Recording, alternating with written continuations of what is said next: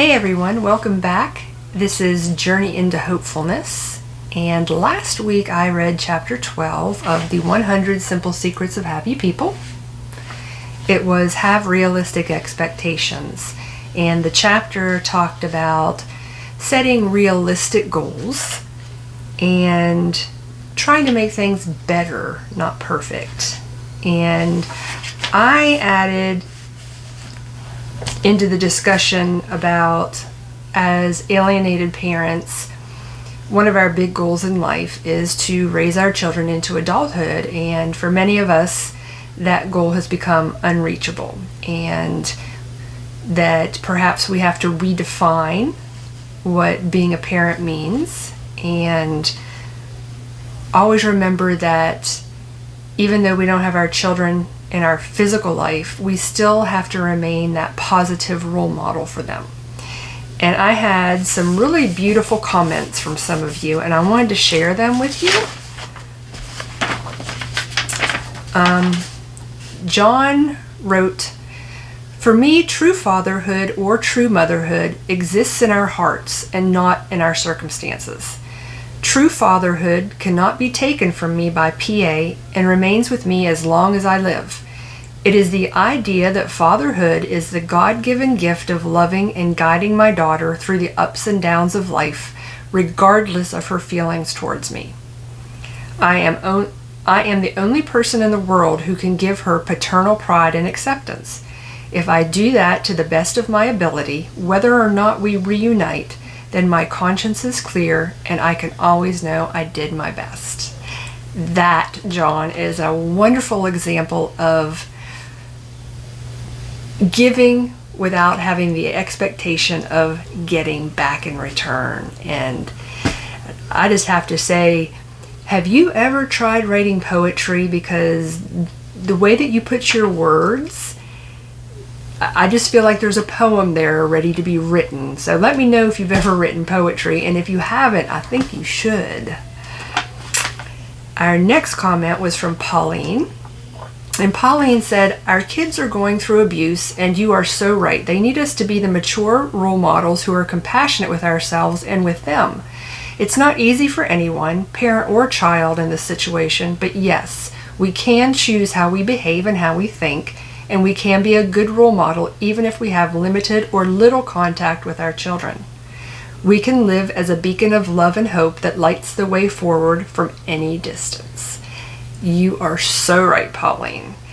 Regardless of how near or far our children are from us, if we put that light of positivity out there for them, they'll be able to see it, and it will guide them back when they're ready. So beautiful words, Pauline. Thank you.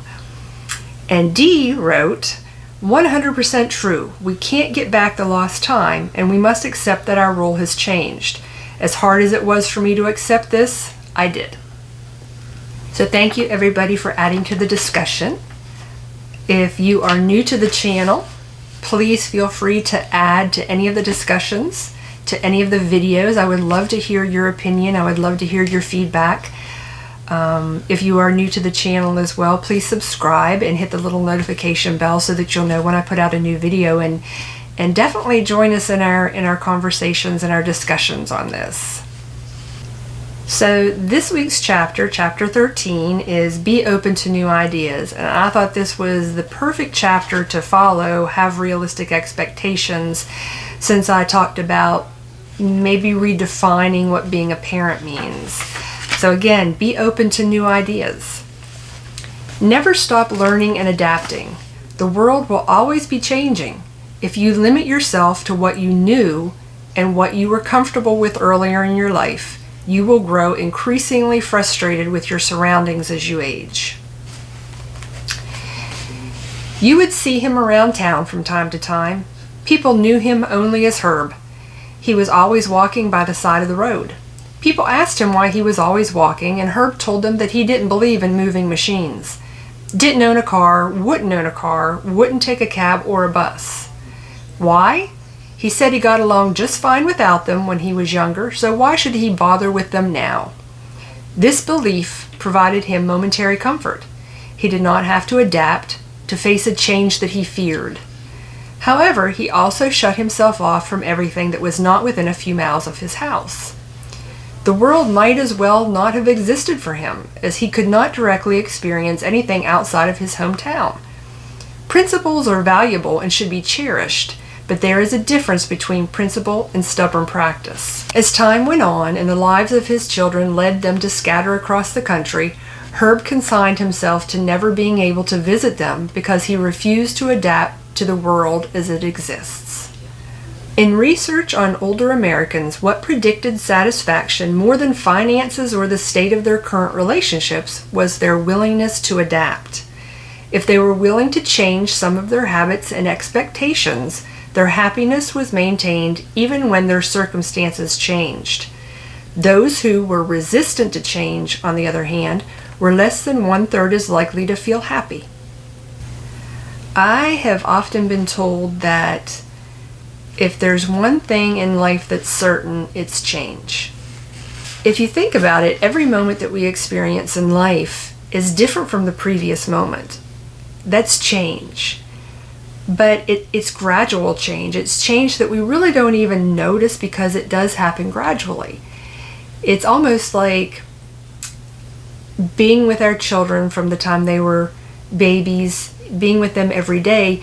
We don't really see their growth as surprising. We don't see it as a wow moment. It happens subtly every day that they grow, but maybe they've got a grandparent that only sees them every couple of months. The change within our children is going to seem much more extreme to them because they're not seeing the subtle changes every day. So I think it's that extreme change that really sort of puts our life in panic mode. It makes us start fearing what is happening. So for many of us as alienated parents, having lost our children suddenly is one of those extreme changes that really rocks our world. If you're new to having been erased from your child's life, I'm sure that the feelings that you're feeling right now, your head's still spinning. You're trying to wrap your mind around what is happening. You feel anger, you feel depressed, you feel frustrated, you feel anxious. You're not sure what to do because it was unexpected. It will take time for your body, your mind, your soul to calm and find a new normal. It happens at a different pace, a different time for everyone. It was 8 years ago for me when I experienced this sudden change in not having my daughter in my life anymore. And my first reactions when this started happening to me was panic. It was pure panic. And it was like somebody drowning and grabbing at anything to try to save yourself. Falling into a deep, dark hole and not being able to stop yourself from falling. It was that uncontrollable feeling. And I stayed stuck in this feeling for many years. I fought against it. I did everything that my lawyer, my therapists, the people around me told me or suggested that I tried it, that I do, and nothing seemed to work. And eventually my health started suffering, and I came to the realization that if I didn't stop trying to resist what was happening, if I didn't stop trying to fight what was happening, my daughter was going to lose me for good. And with that realization, I knew that I had to lift my head back up. I had to look for the light And I had to turn around and move forward in life instead of living in the past and traveling in circles, getting nowhere. There is a motivational speaker. His name is Zig Ziglar. And he said, FEAR has two meanings. Forget everything and run, or face everything and rise. And it was about that time that I decided that I needed to face everything and rise. The forget everything and run, I wanted to keep running back to the past. I wanted to try to keep holding on to what I had from the past. And I was running in circles, and I was running backwards, and I was getting nowhere. Many of you know that same feeling. And it became time for me to change tactics, stop resisting, accept the change that was happening, and move forward with life. So I think it's a normal, natural part of being a human to resist change at first, anything that may suddenly happen. I think that anytime change suddenly happens for us, we tend to view that change as a problem. It has changed the way that we see life normally for ourselves. And there are 3 ways, I believe, to handle a problem. One, you can continue to just see the change as a problem and suffer in that change. You can try to solve the change, the problem that you're perceiving, and see if that doesn't take you back to your normality. If it does, that's great. If it doesn't, maybe it's time to accept the change and move on, move forward. But again, the change that we experience as alienated parents is a tough change to deal with. Going through the challenges of being alienated from my daughter, being erased from her life, has been the most challenging change in my life yet. And I understand that everybody experiencing this has different situations.